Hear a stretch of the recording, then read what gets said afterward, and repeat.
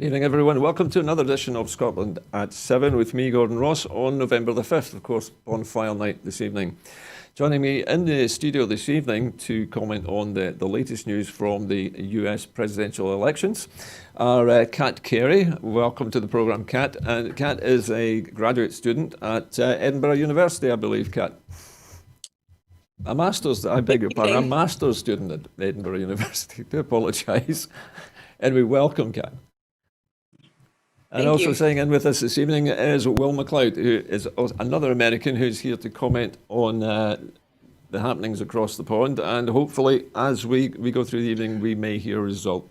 Welcome to the programme, Will.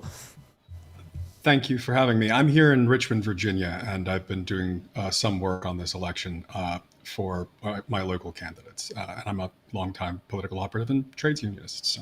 Well, welcome to the programme. Well, it's nice to have you on board.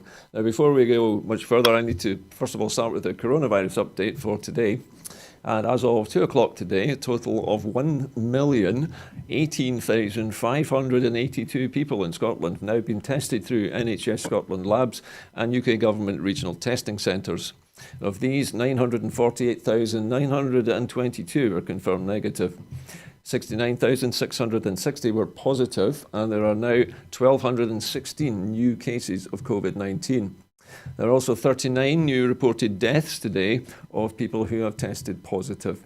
Now, this will be an underestimate of the number of cases. Not everyone with the virus will display symptoms, and of course not all those with symptoms will be tested.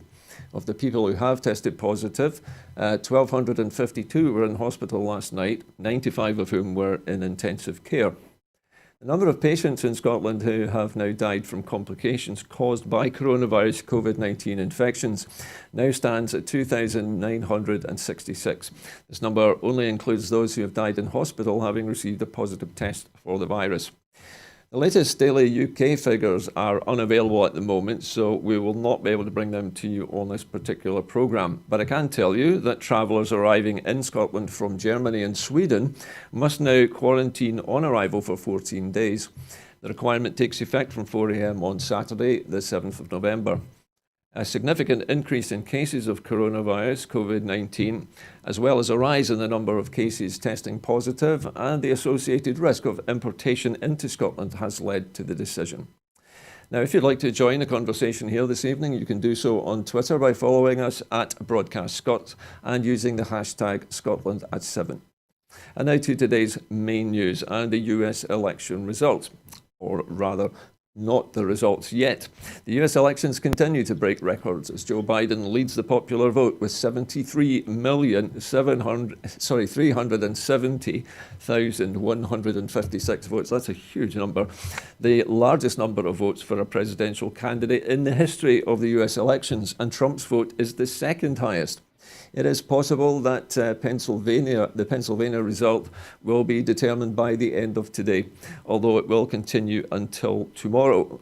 The 20 Electoral College votes from Pennsylvania would take Biden over the winning line.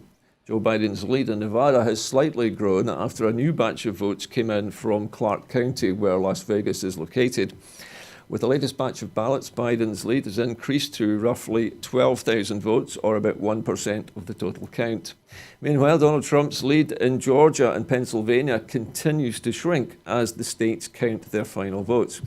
A Georgia election official confirmed that there are about 60,000 votes left to count in the state, which remains too close to call. Georgia Secretary of State spokesperson Brad Raffensperger said that officials are prioritizing accuracy over speed, but he's acknowledged that some county officials had forgotten to click the upload button to post their vote counts. So the state has sent out a reminder for that. Donald Trump's lead in Georgia has narrowed to about 18,000 votes. The Senate race is sitting at 47 Democrats to 48 Republicans, with 5 seats still to be decided. The House of Representatives is at 208 Democrats and 190 Republicans, with 37 seats still to be decided. And of course, the states still to be called: Georgia, 1% or 50,000 votes. North Carolina, 6% with 348,000 votes. Pennsylvania, 12% at 875,000 votes. Nevada, 24% with 386,000 votes still to count, and Alaska finally with 191,000 votes still to be counted. Now, let me first of all come to, I think, Kat, let's come to you first, ladies first this evening. So far, what have your reactions been to seeing the way that the election count is going so far this evening? Well, I'll tell you, it wasn't unexpected. What was reported before the election is that Trump would most likely have an early lead, and then there might be a shift to blue with Biden when it came to postal ballots. Now, what I'm happy to see is that they are taking time and counting all the ballots, and there are courts that are throwing out some of the things trying to stop the counting, and they're really prioritizing doing it well and not rushing. So basically, you're saying that you really want them to complete the count, Kat, that Mr. Trump's calls for the count to be halted are really just, so much bluster, maybe? Yeah, and I mean, I haven't been watching the updates all the time. I've been waiting until the states declare because I don't like to, I mean, they're going to have pressure to count as soon as possible, but I would rather wait a little bit longer to get accurate results than to see them rush. Yeah, fair enough. Okay, well, let me come to you. As Kant was saying, it was expected that Joe Biden's votes would start to pile up in the later part of the count because the postal ballots were being counted after the ballots cast on polling day. Mr. Biden seems to be eroding Donald Trump's lead in some places. Was that expected?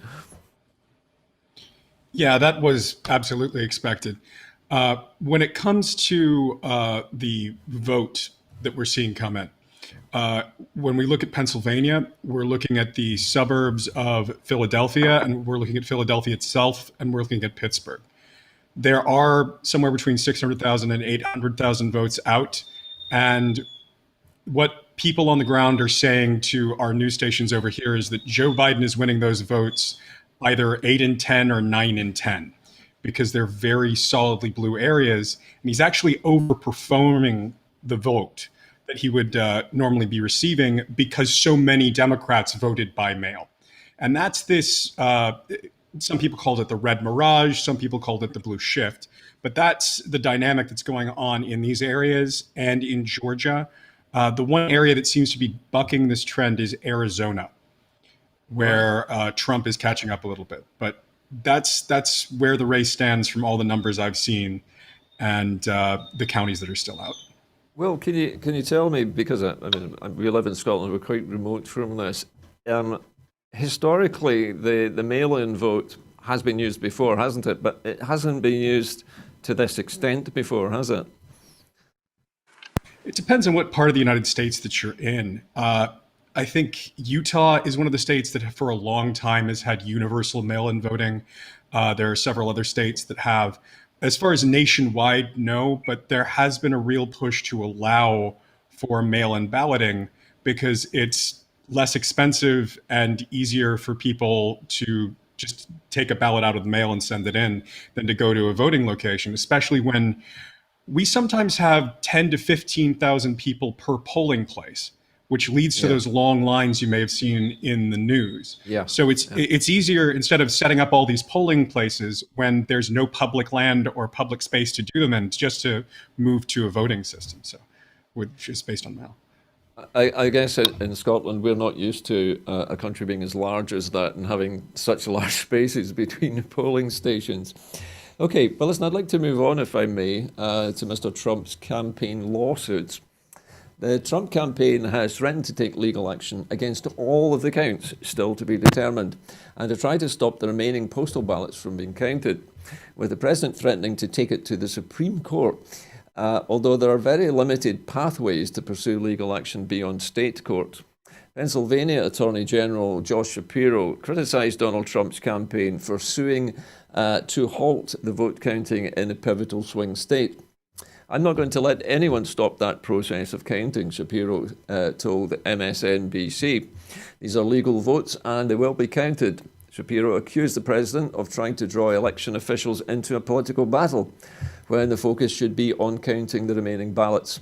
The rhetoric needs to go away, Shapiro said. The campaign is over. A Georgia judge has dismissed the Trump campaign's lawsuit over absentee ballots in the state. The president's campaign tried to argue election officials were attempting to count invalid ballots in Georgia. When pressed for evidence of that claim, the Trump campaign could not produce any. Let me come to you first, Kat. Mr. Trump seems to be very fond of making unsupported and unsubstantiated accusations about the integrity of the ballot. Do you think that perhaps this is a ploy to undermine people's confidence in the voting system so that he is perhaps more able to challenge it? Honestly, I think that he's a very litigious person. He's been a public persona my whole life, and he's always been litigious. So I think that this is less about trying to undermine the vote and more about just the way he operates. Whereas all of his actions before the election ended on election night, he was trying to undermine, say there's lack of trust, say there's going to be people out intimidating voters. And now he's moved on to the next phase, which is put whatever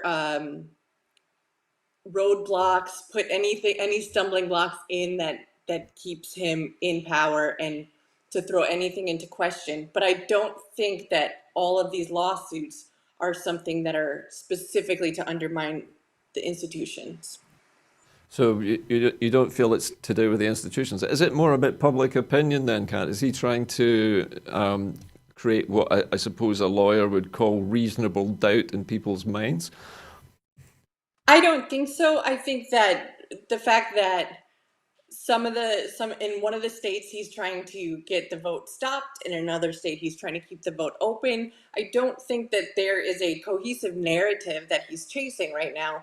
I think that time has passed. So you think perhaps that he's really just howling at the moon here, or there isn't anything for him to gain from this? Yeah, he's just trying to get the vote stopped where he's ahead, and he's trying to get more votes counted when he's behind. And he's trying to get as many votes thrown out that aren't for him and get them all counted. He wants to be president still. So basically, he's hoping to kind of move the goalpost to suit the run of play here. Yeah. Okay. Exactly. Well, if I could come to you for your reaction to this, are Mr. Trump's attempts at legal action just simply the last desperate acts of a man who knows he's losing? I think so. And I think so because if he actually was able to stop the counting, Joe Biden would win at this stage. Joe Biden is ahead in Arizona and Nevada, and that's 270 electoral votes. That's the election. So if he was somehow able to stop all the counting, then Biden wins. And he's watching his lead erode in Pennsylvania, and he's watching his lead erode in Georgia, and he's watching Joe Biden come in with strong revolts in Nevada, and he is looking for some way to stay in the White House. I stopped trying a long time ago to try to figure out what was in Donald Trump's head, because so many things he does don't make sense. But the best that I can tell is he's afraid of inaction, because he thinks that if he can start a fight, people will suddenly back down and he'll win, because he's been given everything he's ever wanted his entire life. So he's used to just being able to bully his way wherever he can. And that's been one of the problems he's had most of his presidency, when states have refused to give in to his bullying, when states have sued him in court and won and blocked his Muslim ban at the beginning, for example. And that's been a great frustration for him for his entire presidency, that he's not the CEO of a corporation that can just fire everybody he doesn't like. It's often said, well, particularly here in Scotland, we have some experience of dealing with Mr. Trump and his plans for golf courses. And it's been my personal observation, at least, that Mr. Trump has a modus operandi for dealing in businesses. And he seems to, first of all, attack his opponent and try to weaken them in some way or threaten them with walking away. And he appears to have done this also on the international stage when he's dealing with other countries, and he's pulled out of lots of deals. Do you think that Joe Biden will reverse some of these actions, these international foreign policy actions that Mr. Trump has taken so sort of precipitously? I think he'll reverse most, if not all of them. Whether it's on climate change, whether it's on support for NATO or these other standard things that most Americans actually agree on, regardless of party, I think Biden's going to just outright reverse all of them. Because there's no reason for us to be doing any of this. It weakens us as a country. It weakens our allies. It stops our progress on things like climate change that we really need to be working on. I can't imagine that Joe Biden wouldn't reverse all of that. It's Joe Biden, at least in the UK. I think it's a relatively unknown figure, apart from his role as vice president to President Obama. I'm correct in thinking that was the case, wasn't it? He was the vice president. But he's not well known in the UK. Kat, can you tell us anything a little bit about Joe Biden for our viewers? What sort of a man is he? Well, I mean, I can tell you what sort of politician I think he is. I don't know him personally, but I will say that just by merit of being the vice president for 8 years, he has a lot of experience in foreign policy. And that's something that I really am, it brings me a lot of hope for the future anyways, because as we were talking about, to reverse all these actions that Trump has done, all these deals that he's pulled out of, you're going to need somebody that's a statesman. You're going to need somebody that is able to negotiate and have that vision, and that is something that Joe Biden has. And as far as before that, I mean, he's a lawyer who has worked as a defense attorney, he's worked as a prosecutor, and he's been in Congress. He was in Congress for many, many years. So he has tons of experience. So in Joe Biden, we also have a legal mind, and with Mr. Trump's threats to take the various states to the Supreme Court, which he appears to have loaded with, shall we say, conservative-leaning judges. Is there any chance that Mr. Trump could ever succeed by taking the electoral authorities to court over the way this has been handled? Well, the thing is that as Trump is suing for the elections, he's not taking it to the Supreme Court. And that's something that's been reported that he doesn't quite understand, or he did not understand it going into the election. His attorneys might have understood, but this is not one election that happened. This is 50 elections. As we can see, some of the states are finished, some aren't finished. So as he's litigating this, it is in different states, different Supreme Courts, and each court and their judges will decide whether to take up the case or whether to kick it back. And if there's no evidence, it's never going to make it to the Supreme Court. Fair enough. Okay. Well, let me come to you now. I'm speaking about Mr. Biden there. Do you have anything to add to Amy's description of the man as a politician? What would you expect from a Biden presidency, say, in the first 12 months? I'd say that was a fairly accurate description. I would say about Biden, one other thing is that he's more of a representative type of politician than we've had as a president in certainly my lifetime. His role in Congress and in the vice presidency, he has tended to try to figure out what the voters who put him there want and provide those voters with the things that they want. He's not someone with grand ideological ambitions who has all of these views of legacy. His general goal in Congress and in the vice presidency was to provide for the voters the things that they want. So I think that's the kind of president we're likely to have, is someone who looks at what people are asking for and just tries to do that. And when it comes to what he's going to be able to accomplish, though, it doesn't look like we've taken the Senate. So we will have reverted to a scenario where the Democratic Party has held the power to do things for exactly 2 years this century, which was between 2008 and 2010. Mitch McConnell is likely going to be the majority leader. And I think our chances of winning the Senate require us to win Alaska and then to win two special elections in January in Georgia. I really don't think that it's likely that we win all three of those races. So Mitch McConnell will still be there. He called himself the Grim Reaper when it came to achievements that Democratic presidents want to get through. And so he's still going to be stopping any progress at all. So I think Joe Biden will have a lot of ambitions domestically, but I don't think we're going to get many of them through the Senate. However, in 2022, the Republicans have a really, really tough map as far as the Senate is concerned. So we might take the Senate in 2 years. But for the next 2 years, unless these elections in Georgia and Arizona go our way spectacularly, I don't think we're going to be getting much done. Can I ask you a different question? Well, I mean, in the United Kingdom, we often watch the presidential elections with perhaps more interest than many countries in Europe because, to a very large extent, our future, especially after Brexit completes at the end of the year, is promised to be tied into a trade deal with America. And I know from Mr. Biden's previous statements that he has outlined that he said quite bluntly that he will not do a deal with Boris Johnson if he breaks the Good Friday Agreement. I've also heard that from other American politicians. What effect do you think a Joe Biden presidency will have? What effect might it have on the UK and its relationship with America? Well, the Good Friday Agreement and the work that America did on that, as well as its relationship with the Irish Republic, is one of the very few things that all Americans can point to and say, look, that's a good thing that we did.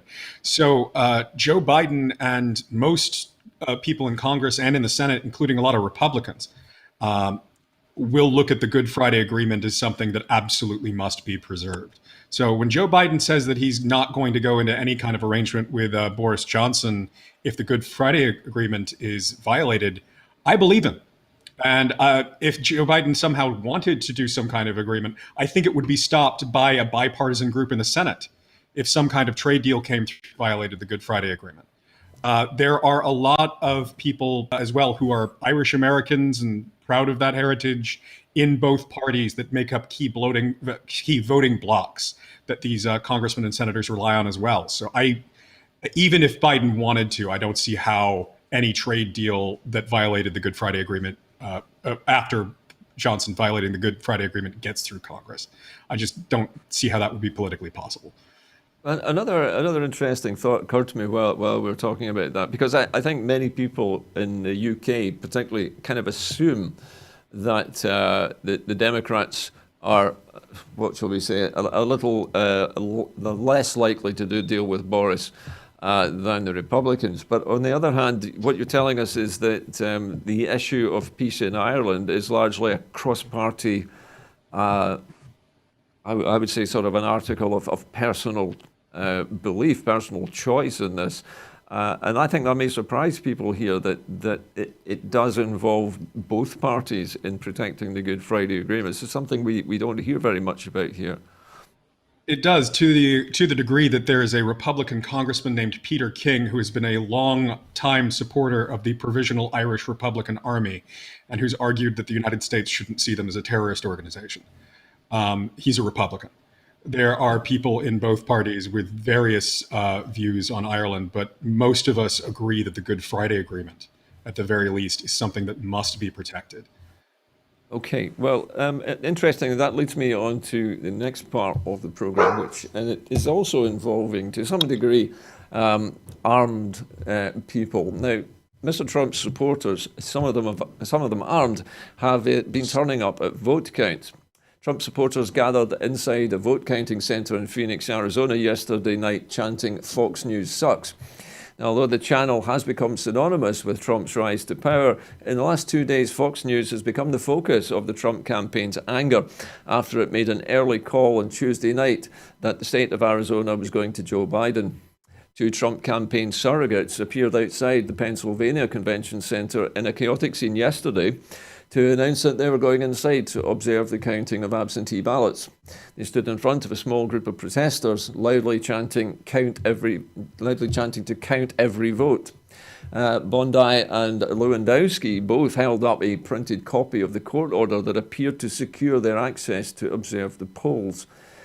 Now, let me come to you first, Kat. This struck me as a very scary thing from the point of view of a Scot over here. We're not used to armed people anywhere, really, other than the police and the armed forces. Is it normal in some states of the United States for people to be able to carry firearms openly, and particularly to bring them to a vote count? I don't think that many people think that it's normal to bring an open carry to a polling station, and because it hasn't been legal for most of my life. Also, although having a firearm, open carry is a little bit less normalized in the U.S. as just having a firearm. I'm surprised that there was as little reporting of voter intimidation as there was on Tuesday. So were you expecting armed people to be present in a way to try and intimidate voters? Is that what you're saying? Yeah, absolutely. I mean, we listened to the debate where President Trump called on a white supremacist group to stand by. So I really was worried about there being not large organized attacks, but more of isolated pockets of violence and reported voter intimidation at the polls. I'm very, very, very happy and impressed that there was not more people turned away. Yeah. Kat, tell me, is this, in your experience, the first time a president of the United States has been seen to be, in a subtle way at least, suggesting that people should take to the streets with weapons? I mean, has that ever been done before by another president? Not that I know of. Maybe Andrew Johnson or something like 100 years ago, or 150 years ago, but no. Okay, well, listen, thank you for that, Kat. Well, this, as I say, is a sort of remarkable image for people in the UK to grapple with the idea of armed people turning up at polling stations. What's your take on this? What do you think the point of that was? What were they trying to achieve here? Well, this group of people has been lied to by various groups in social media who are telling them that the vote is being stolen. So they're showing up with their guns because they are in this alt-right, far-right media bubble that tells them that they and the vote is under attack and it's going to be stolen. There's no evidence to suggest that any of that's true. I've looked at all the cases they've suggested, and it's all nonsense, but they believe it. And so they're showing up with their rifles in a form of protest to be met by America's heavily militarized police.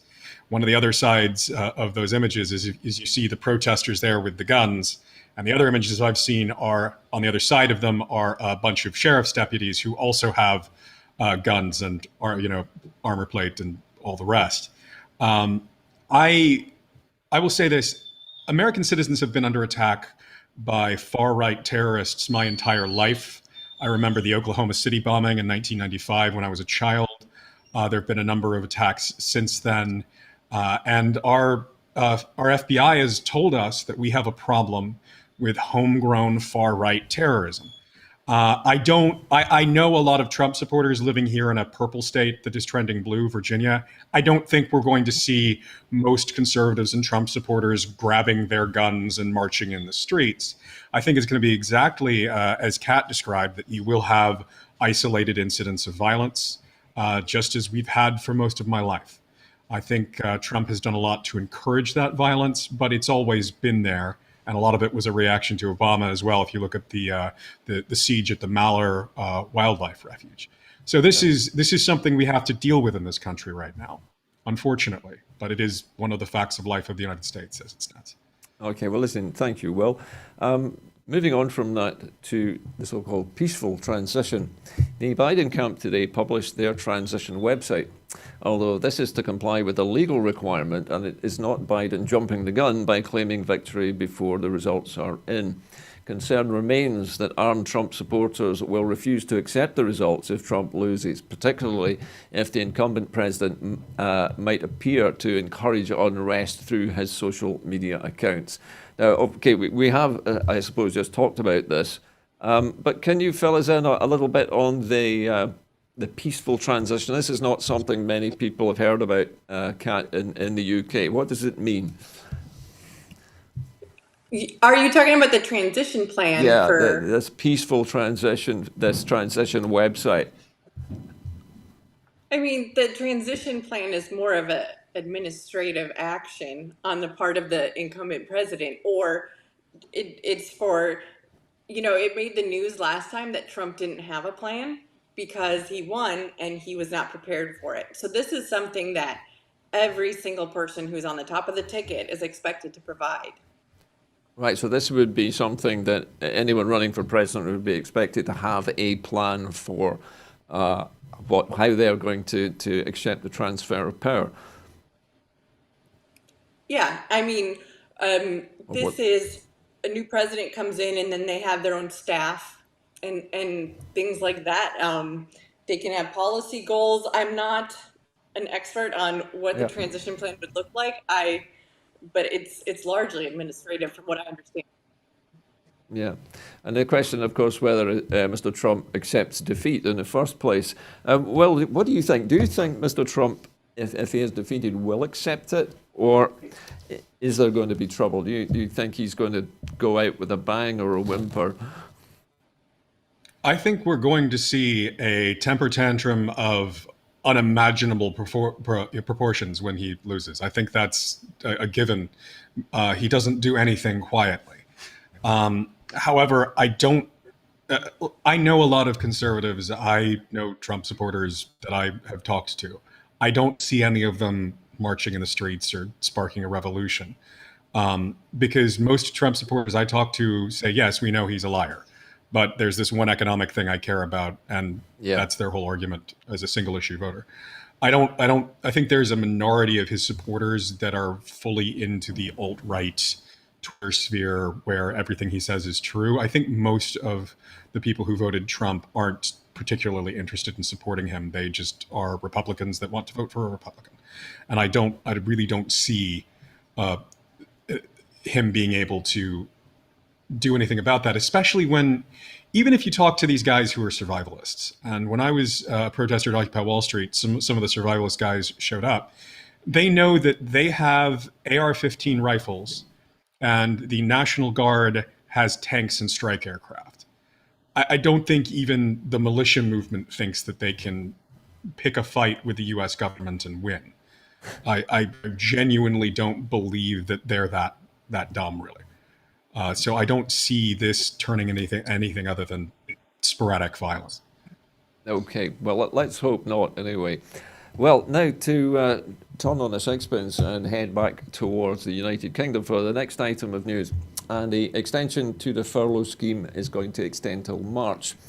The SNP has welcomed the long overdue Tory U-turn on furlough support, but it said that it's far too late for thousands of workers who've already been made redundant after months of Tory cuts, delays and uncertainty. Responding to the Chancellor's statement, Alison Thewliss MP said that Rishi Sunak had been forced into this shambolic last-minute U-turn after 6 months of pressure from the SNP and the devolved governments, and said that it was a democratic disgrace that Westminster was only willing to act when England faced lockdown and not when Scotland needed support. The SNP Shadow Chancellor said that the Tory government had hindered Scotland's ability to respond to the crisis by withholding funds and blocking the devolution of financial powers, and said that the only way to properly protect Scotland's interests is to become an independent country. Commenting, the SNP Shadow Chancellor Alison Thewliss MP said, "This long overdue Tory U-turn is welcome, but it comes after 6 months of sustained pressure from the SNP and devolved governments, who have consistently called for a full furlough extension, but were repeatedly told no by Westminster." Now, I tell you what, Kat, let's come to you first. I know that you've been living in Scotland for some time now and studying for a master's degree. So you've been hopefully able to see just how Scotland is being treated by the Prime Minister. Mr. Sunak came out with this today and announced it as though he had planned this all along, and we were all being very silly. And of course, it was Scotland and Wales and Northern Ireland were included. Do you think he deliberately withheld this so that he could use this as a way of grandstanding in the Commons? Well, from what I understand about British politics, which isn't as lived experience, it's more learned, is that the prime minister's cabinet, especially a weak prime minister, there's always somebody looking to take the top job. So I would think that this is somewhat tactical. I don't know how much of it is trying to salvage something and make it look better. But I do believe that the way that he rolled it out was tactical. Now, is it directed at, to make Westminster look better? I don't think so. I think it's made to make him personally look better. Okay, that was an interesting viewpoint. What's your opinion, Will? Do you think that Rishi Sunak was showboating, or was he just deliberately trying to humiliate the smaller countries' governments? From where I'm sitting over here, I mostly see that humiliation attempt. I mostly see them trying to make Scotland feel as if it's too small and too stupid to be an independent country, and that they're doing their best to, imply that Scotland needs Westminster, just as they've been doing with the EU over Brexit, trying to imply that the EU needs the UK more than the UK needs the EU. They're trying to establish that relationship, and I don't see that it's been working. But from where I'm sitting, that appears to be the tactic, and it appears to be backfiring spectacularly. Well, certainly, if you tune into social media in Scotland at the moment, you will certainly see an awful lot of criticism. I'm not sure how things work in America, but the furlough scheme here is designed to pay 80% of a person's wages if the company they work for is forced to close for any length of time. Now, until quite late on in the springtime, as well as the furlough in the first tranche or the first part of the pandemic, many self-employed people across the UK, myself included, were ignored for a large proportion of the time. I'm just wondering whether in the United States there has been any kind of furlough scheme. Can you comment on that, Kat?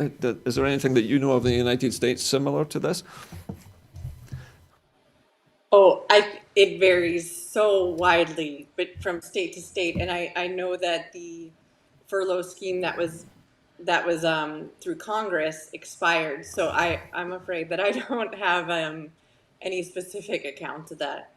Okay, Kat. Well, so it's just trying to find out what things are like in the United States. Well, is there a kind of catch net for people whose companies go under during this pandemic? Well, we had it lasted for about 2 months, and it was $600 a week for every American as a sort of coronavirus stimulus check. And then Mitch McConnell killed any attempt out of the House to try to provide any sort of support to states for coronavirus relief or to individuals or to workers. The Republicans in Congress have essentially blocked all of that. And as a result, we, much like our response to the coronavirus, are doing precious little.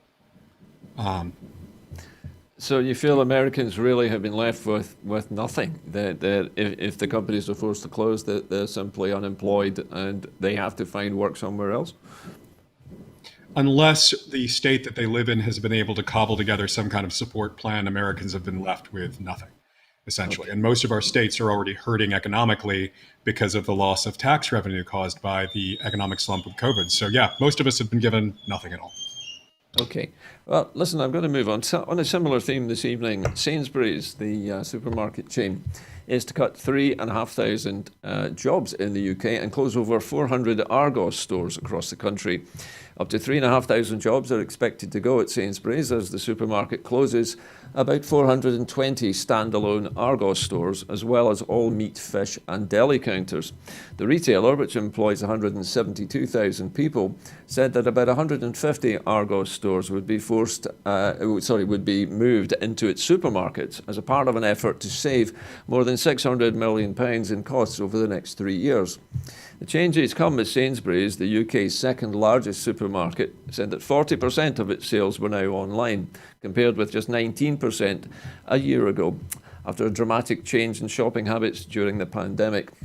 Bev Clarkson, the National Officer for the Food Industry at the Unite Union, which represents affected workers on Sainsbury's fresh food counters, said, This is very grim news for our members and their families in the run-up to Christmas, and we'll be giving them maximum support during this worrying and uncertain time.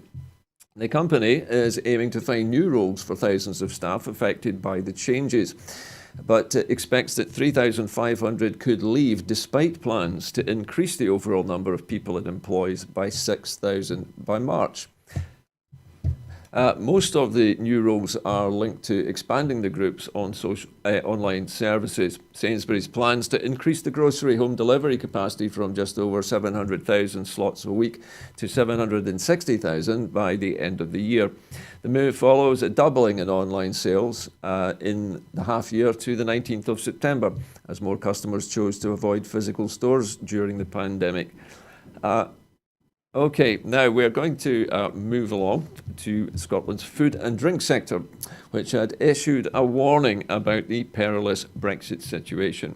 Scotland's food and drink industry has penned an open letter to Boris Johnson, warning of a perilous situation facing the sector with less than 60 days to go until the end of the Brexit transition period.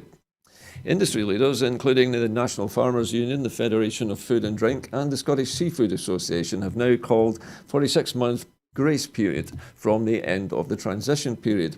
They also urge the UK government to add food and drink sector roles to the Scottish shortage occupation list, provide clarity on the seasonal worker scheme, and to commit to a package of financial compensation for those who encounter losses due to Brexit.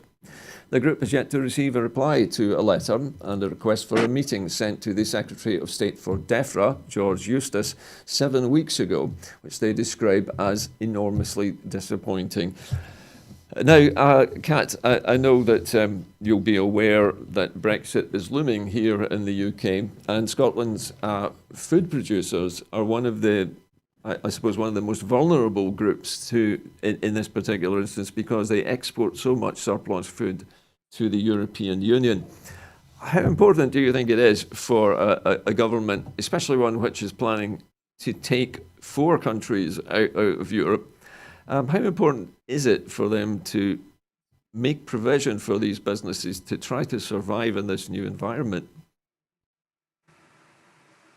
Well, I think the lack of preparation, the lack of clarity, and the failure to ask for an extension during this pandemic is going to be disastrous. I think it is disastrous. The impacts are already being felt, and I can't see how this is going to actually go through without something happening. You know, we're out of time for an extension, so I don't know what can be done anymore. I'm kind of already mourning what's happening. Okay, well, thank you for that, Kat. Well, what's your opinion of this? The Scottish food and drink industry writing an open letter. I mean, it's very rare you hear the leaders of 3 different industries appealing to a government to help them. Is there any chance, do you think, that a Tory government will give this kind of help, based on what you know about politics? From what I know of the Tories, I don't think so. Despite the fact that they pretend to be pro-business, they're happy to let businesses die if they think they have a political advantage there. And I'll say, there's an old FDR quote that I've always thought of in situations like this: a nation that destroys its soil destroys itself. He was talking about farms. Farms and food security are incredibly important, and having a diverse food and drink industry is one of the most important things a country can do for itself. So the fact that a vital industry like that is under threat is really, really worrying, especially as we're entering into uncertain economic times. Because there are things that a family can skimp on. You can choose not to buy an extra jacket one year, but you've got to buy food every week. You've got Of to course. go to the grocers and eat. So that's one of the main security issues for families around Scotland and the whole of the UK. And this I can't imagine they do something, but they're horrid not to. Yeah. Okay. Well, listen, thank you for your comments. And moving on now, a deal has been struck which will enable the European Union to block budget payments to rogue members. Brussels will be able to block budget payments to rogue EU governments that undermine the rule of law or the independence of judges under a hard-fought agreement between the European Parliament and the member states. In what was described as the end of a painful phase for the European Union, a provisional deal has been struck, which will allow a qualified majority of member states to impose sanctions where governments fail to maintain democratic standards. Procedures under Article 7 of the European Union treaties were launched against Poland in 2017 and Hungary in 2018 over alleged attempts by their governments to undermine the independence of their judges. But the current system requires unanimity among member states before sanctions, such as the removal of voting rights in Brussels, can be imposed.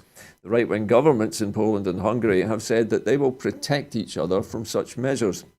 Under the new mechanism, there would be greater accountability over EU payments through the removal of that veto.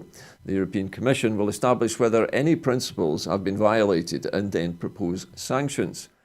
Let me come to you first, Will, on this one. This is a very political story, and it's a response to the emergence of, shall we say, more right-wing governments in Poland, where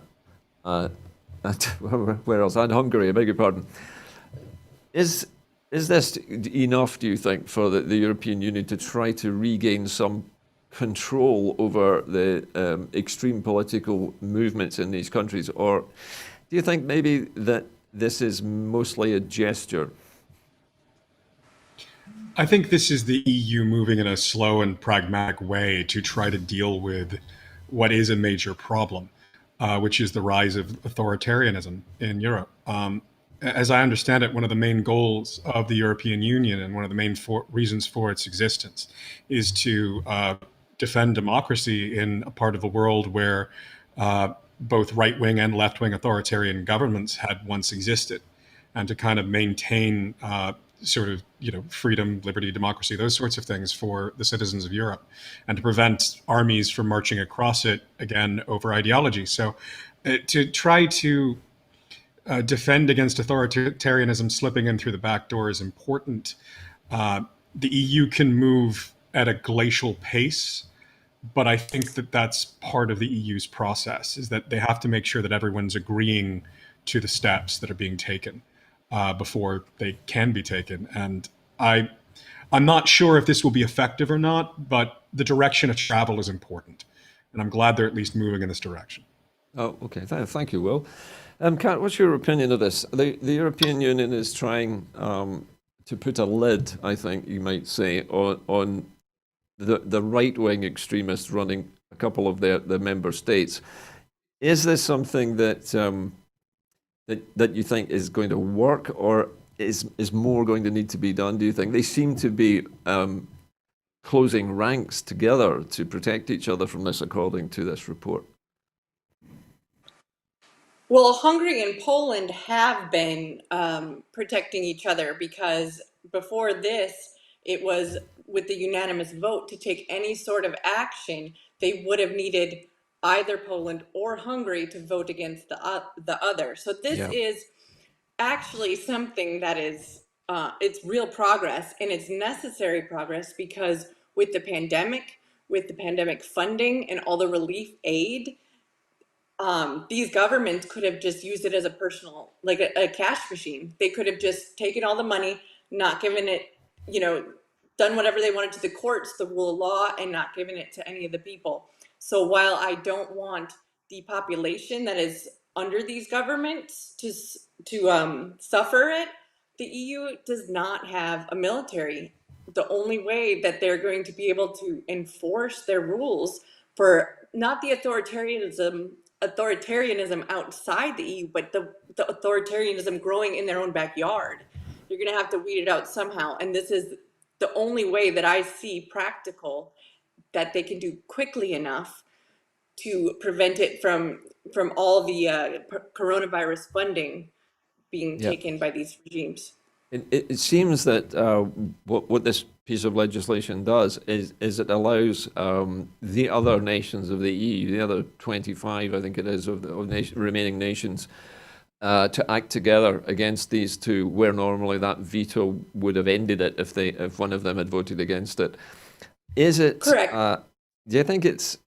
I was going to say, is it a step too far? I was just going to stop myself saying that because I think, as you pointed out, it's the first step. Are there any other steps, do you think, that could be taken if they don't play ball? Well, this is if the commission charges them, they take it to a vote, and then 15 of the 27 member states have to vote to enact sanctions. And I'm not clear on the exact Yeah, a powers that they have. qualified majority they're asking for. Well, the qualified majority is 15 member states instead Yeah. of 27. So it's basically more than that's a huge 50%. deal. Yeah, It has to be 60%. yeah. I apologize. Yeah. No, Okay. it's fine. No, it's important, and if they're going to withhold budget funding, and then I'm sure it would go to the EU courts after that. Okay. Well, listen, let's leave that subject now and then move on to our next story. Now, Prestwick Airport in Ayrshire is to go back on the market. A fresh bid to return Glasgow Prestwick Airport to the private sector is being launched. A notice inviting expressions of interest in the business will be placed in the official journal of the European Union. The airport was taken into public ownership in November 2013 to protect an important regional asset. The Cabinet Secretary for Transport, Infrastructure and Connectivity, Michael Matheson, said, "We believe there is still interest in Glasgow Prestwick Airport, so we're formally putting the business back on the market." Despite the recent setback on the previous sale process, the airport's senior management team has continued to engage with potential buyers, and a notice will shortly be placed in the official journal of the European Union inviting expressions of interest. This allows interested parties to submit formal proposals and may encourage new interest as well. Now, here's a story which has run on for quite a time, actually. Well, let me come to you first on this one. The importance of a strategic airport to Scotland, I don't think can be understated, especially if Scotland is eventually to become an independent state. How important is it, though, to have such a long runway, basically an airport which is capable of taking large transport aircraft in virtually any weather? I think that's a vital part of Scotland's potential trade system. Having the ability to ship cargo by air to the rest of Europe is quite important if Scotland wants to continue to be an industrial nation with a mixed economy that has the various production that you've got. So that would be parts for Airbus or for your shipyards or things of that nature coming in through that airport, and then either rail or truck taking them out. So it's a potentially quite important piece of Scotland's infrastructure. I'm not particularly knowledgeable about the current debates, but my view is that if it was taken into public ownership once, if there are problems, it can be taken back. Okay. Kat, do you have an opinion on this, the importance of Prestwick Airport? I know you don't know a great deal about Scotland's geography, but it's a West Coast airport. And usually it was traditionally used actually for flights from America because it basically faces across the Atlantic. So what do you think, Kat? I know you're not an expert on aviation, but but an airport which serves America, it should be important to Scotland, surely. And I beg your pardon. I've just been reminded, Kat, that you're a former flight engineer from the American Air Force. Am I right? Yeah, Yeah, Navy. I was in the Navy, but yeah, I was a P3 flight engineer. So Yeah, so you're a but person who knows the importance of an airport by the sea, especially with repair facilities and military infrastructure. yeah, I've never flown out of Prestwick. I've flown out of Kinloss before, so I don't know exact. I know that airfields and air support and supply, both military and civilian, are going to have to be a coordinated sort of thing. Would it matter if it's in Glasgow or if it's in Edinburgh? I would think that or the Highlands or Kinloss is near Inverness. What Yeah, matters is what it doesn't matter. It doesn't matter as much what you where you're coming from to fly into Scotland. It matters if you're bringing goods, if that's yeah. close enough, and the shipping, and if you're shipping exporting. That's what Well, it matters. So I'm yeah. not sure in the particulars, but if it's a strategic area, it's going It to have to is, be and Prestwick Airport historically was a military base originally for coastal maritime patrols during World War II, but it has a very long runway, and it is usually used, or was used, mostly for freight, but it is only about 25 miles from Glasgow, so it's very close to our major central belt. So strategically, it's well connected. And it's also renowned for staying fog-free when everywhere else is completely fogged in. So very useful. Anyway, time is marching on, and hello? Oh, somebody was pointing out to me there that it's also famous as the landing place of Elvis Presley when he visited Scotland. So it has a history. My producer's reminding me it's the only place where Elvis Presley set foot on Scottish soil, I think. So it has a history. Anyway, I need to move on to our final story this evening, and that is a new Survation poll which shows that support for Scottish independence is at 54%. An overwhelming support for independence continues to be the settled will of the people of Scotland, with a 12th consecutive poll showing a majority for independence. The poll conducted by Survation shows a 54% of people would vote yes in an independence referendum. It also puts the SNP on 54% for the constituency vote and 43% for the regional list vote on the Scottish parliamentary elections. The impending disaster of Brexit and the chaos surrounding furlough support to protect Scottish businesses and jobs during COVID has also been seen also seen the Tories fall even further behind the SNP. If this was transferred into seats at next May's Holyrood elections, the SNP would win 70 seats, while the Tories would lose 12, down to 19 seats. The SNP deputy leader, Keith Brown, said, "After 12 straight polls, we know the fundamental shift in favour of independence is the settled will of the Scottish people.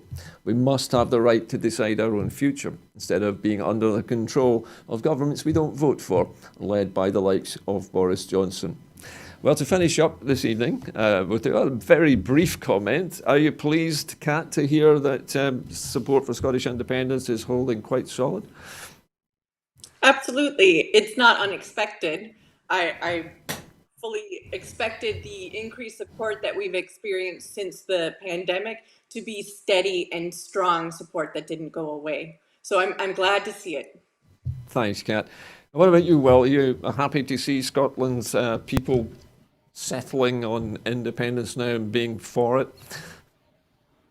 Absolutely. I've been a long-time supporter of independence. I think it's the best thing for Scotland and have thought so for a while. And I'm glad that Scotland's finally recognizing that they can have and do in fact deserve better than rule from Westminster. Well, thank you very much indeed for saying that. Now, we're coming to the end of the programme, and before I say goodnight to my guest, it's my duty to remind you that if you like our programmes and you'd like to see more programmes from like Scotland at 7 from Broadcasting Scotland, you can help us by becoming a supporter. And to do that, you just follow the instructions on your screen now. But from me here in the studio and from my two guests, Cary, and from Will McLeod on this election special, a very good night to you all.